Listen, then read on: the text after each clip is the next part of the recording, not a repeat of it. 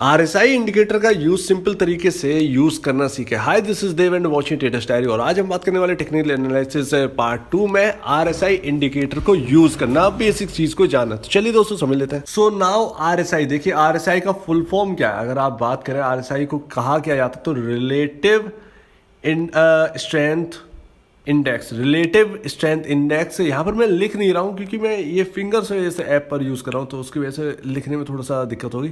तो relative strength index ये use किस लिए किया जाता है, तो भाई आपका जो प्राइस मूवमेंटम जो होता है ना, मूवमेंटम, उसकी वजह से अगर हम प्राइस मूवमेंटम को अगर मेज़र करना है, आपको चेक करना है, तो आपको आरएसआई देखना होगा। तो आरएसआई का जो यूज़ है वो प्राइस मूवमेंटम को चेक करना है, ट्रेंड को चेक करना है। तो उससे हमें जो है काफ़ी ज़्यादा आसानी रहती है कि प्राइस किस तरफ जा रहा है, प्राइस मूवमेंटम को हम ट्रैक कर लेते हैं इससे। सो अभी है क्या कि इसकी रेंज की अगर हम बात करें तो देखिए 30 के नीचे डाउन, 30 के नीचे ओवर सोल्ड जोन में आरएसआई कहा जाता है, और 70 के ऊपर ये ओवर वाउट जोन में आ जाता है। ये आरएसआई का इंडिकेशन जो प्राइस मोमेंटम को लेकर होता है, उसको ये दर्शाता है कि 30 के नीचे अगर जाएगा तो भैया आपका ओवरसोल्ड जोन में स्टॉक होगा। अगर 70 के ऊपर जाएगा आरएसआई, देन आपका ओवर बाउट में स्टॉक पहुंच जाएगा। तो ओवर बाउट का मतलब ये है कि यहाँ पर जो है ठंडापन आएगा स्टॉक के अंदर, स्टॉक ज़्यादा चल चुका है, ज़्यादा खरीदारी हो चुकी है। 30 के नीचे यानी कि आपका ओवरसोल्ड, यहाँ पर जो है स्टॉक ज़्यादा बिकवाली हो चुकी है। तो यहाँ से कभी भी यहाँ पर जो है मोमेंटम चेंज होगा और वो प्राइस जो है, वो सडन प्राइस जो है वो ऊपर की ओर होगा। सो अभी क्या है, आपके सामने आरएसआई कुछ इस तरीके से आएगा। अगर आप आरएसआई अपने चार्ट पर लगाएंगे तो इस तरीके से रहेगा, और आरएसआई की जो रेंज होती है वो 0 होती है नीचे में, और ऊपर 100। मैक्सिमम और मिनिमम रेंज जो है वो 0 से 100 की होती है। और अगर मैं आपको बता नहीं पाया, 50 पर अगर होगा तो 50 पर हम कहते हैं कि न्यूट्रल है भाई, न्यूट्रल है। अगर आरएसआई 50 पर होगा तो या तो वो ऊपर जाएगा या फिर नीचे जाएगा। या आपका आरएसआई जो है 50-55, अगर स्टॉक जो है वो रेंज बाउंड रहेगा तो आरएसआई भी वहीं घूमता रहेगा, आपका अप एंड डाउन नहीं होगा। तो ये रेंज बाउंड वाला स्थिति जो है वो आरएसआई में हमको समझ में आ जाती है अच्छी तरीके से। आरएसआई को अगर हम देखेंगे, चेक करेंगे, तो हमको समझ में आए कि अभी रेंज बाउंड है, खरीदने का कोई लेना देना नहीं है। जब भी यहाँ पे जो है रेंज बाउंड से स्टॉक निकलेगा ऊपर या नीचे, तब हम खरीदेंगे। तो इसमें आरएसआई जो है वो आपको सक्सेस रेट देने में कामयाब है। और अगर हम देखें तो इसको हम देखते हैं, ये तो रेंज हो गई। आरएसआई हम इससे पहचानते हैं आरएसआई किधर है। तो अभी जो आपका जो ऊपर वाला पॉइंट है, ये जैसा कि मैंने बताया, तो अभी ये 100 पर है, यानी ओवर बाउट में। यही आरएसआई अगर नीचे की ओर होता, यहाँ पर है जैसे इस तरीके का, तो यहाँ पर कहते हैं कि भैया ये 30 के आसपास है, ये ओवर सोल्ड में है, यहाँ से तेजी आई। और देखिए किस तरीके से तेजी आती हुई दिखी। तो इस तरीके से एक एग्जांपल मैं दे रहा हूँ। अब चार्ट पर हम समझते हैं कि आरएसआई असल में दिखता कैसा है और कैसे हम देखते हैं। सो बेसिकली पहली बात तो आपको ये पता होना चाहिए कि इंट्राडे ट्रेडिंग लिए, कल आप पूछ रहे थे इंट्राडे ट्रेडिंग लिए स्टॉक कैसे लाएं, तो देखिए इसके ऊपर आपको होमवर्क करना होगा।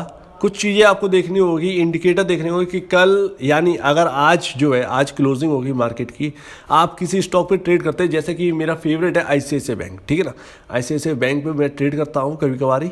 तो आईसीआईसीआई बैंक पे अगर आपको ट्रेड करना है तो शाम को आपको एनालाइज करना होगा कि आज बंद कितने में हुआ, कल अगर यहाँ पर खुलेगा तो मेरे को क्या करना है, और अगर यहाँ खुलेगा, नीचे खुलेगा या ऊपर खुलेगा तो क्या करना है, ठीक है ना। लेकिन ये एक मैं बात बताता हूँ कि इसका कोई भी ज़रूरत नहीं है। अगर आप होमवर्क करना भी ना चाहें कोई दिक्कत नहीं है, क्योंकि आपके सामने जो है वो कल से सिग्नल जो है वो स्टार्ट होंगे, ठीक है ना। कल से बनना स्टार्ट होंगे, तो आपको कोई लेना देना नहीं है। आपको सीधे पता चल जाएगा 9 साढ़े 9 बजे तक कि आरएसआई जो है आपका, आरएसआई वॉल्यूम मैंने अभी लगाया नहीं है। आरएसआई जो है वो आपका नीचे है, ऊपर है, किधर की ओर जाना है, जिस तरफ मूवमेंट देगा उस तरफ हमको ट्रेड कर लेना है। तो यहाँ पर अभी देखिए हुआ क्या, ये आज 11 अप्रैल का दिन है, और ये रहा आज का कैंडल डाउन।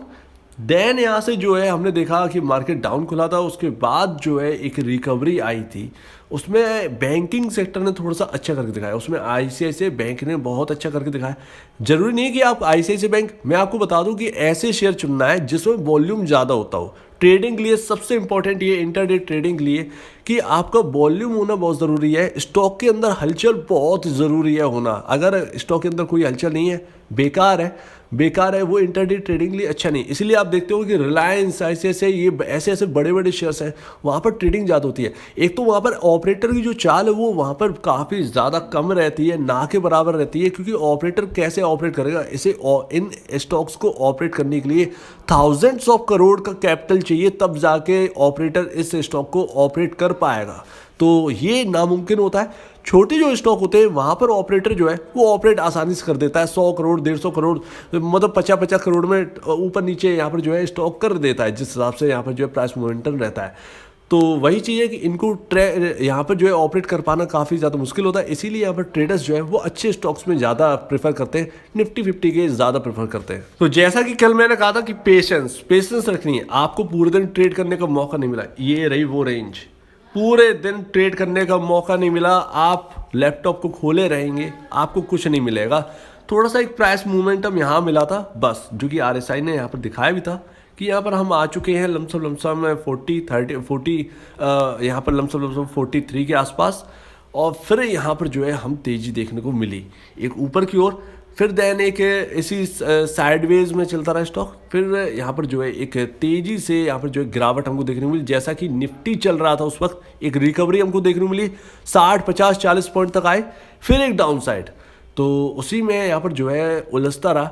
और लेकिन अगर हम कहें तो लमसम 10:30 बजे के बाद और यहाँ पर अगर हम बात करें लगभग 2 बजे तक कोई मूवमेंट नहीं रहा, साइडवेज ही रहा है। आप इसमें काम नहीं कर सकते। आपका आरएसआई जो है वो एक लोएस्ट लेवल तो दिखा रहा था, लेकिन छोटी मोटी यहाँ पर जो है ट्रैक करना दिखा रहा था। इसके लिए वॉल्यूम भी बहुत जरूरी है, वॉल्यूम को लगाना जरूरी। कल से हम वॉल्यूम के ऊपर भी बात करेंगे, वॉल्यूम लगा लेंगे, सेट कर लेंगे यहाँ पर, तो यहाँ पर वॉल्यूम से भी आसानी रहेगी। तो आरएसआई जो है वो अपना ठीक ठाक तो दिखा रहा है। एक गिरावट आई, आरएसआई नीचे गिरा, फिर एक रिकवरी आई, आरएसआई ऊपर उठा, तो ये सब चला है। तो 10 साढ़े 10 बजे से यहाँ पर 2 बजे तक कोई यहाँ पर जो है मोमेंटम आपको नहीं मिला।